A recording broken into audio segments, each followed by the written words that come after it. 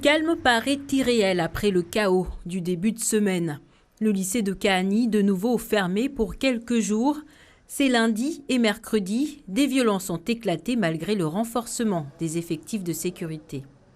Mamoudzou, Kungu, Kaweni ou Majikavu viennent se régler leur compte ici. Kombani, Mrereni, pareil. Quand ils attaquent avec des cailloux, avec des machettes, nous on a quoi? On a que notre petit short orange.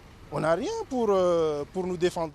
Depuis la rentrée, la situation semblait pourtant revenue à la normale. L'instauration de demi-jauge liée à la crise sanitaire avait permis de baisser les tensions. Ces nouvelles violences coïncident avec le retour en classe des 2484 élèves.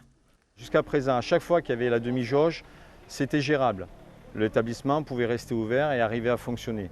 Sauf qu'à chaque fois qu'on repassait en pleine jauge, de nouveau, les collègues, les personnels étaient confrontés, et les élèves étaient confrontés à une nouvelle vague de violence.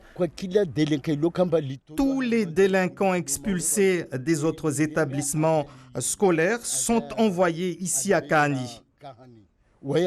Malgré la situation critique, ils continuent à les regrouper ici. À leur arrivée, ces jeunes ne font que consommer de la drogue. Ces 5 dernières années, le nombre d'élèves a doublé à Kahani, tout comme la hausse des violences et l'effondrement des résultats du baccalauréat. Aujourd'hui, chacun fuit l'établissement. Seuls 30% des enseignants sont titulaires.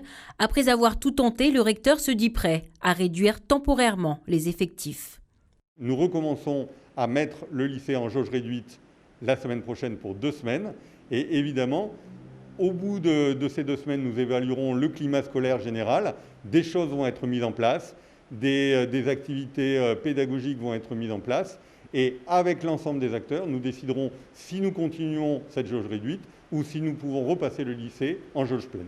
Seules les terminales sont assurées d'avoir cours en présentiel jusqu'à la fin de l'année. Pour les secondes et les premières, tout dépendra de la situation sanitaire et sociale.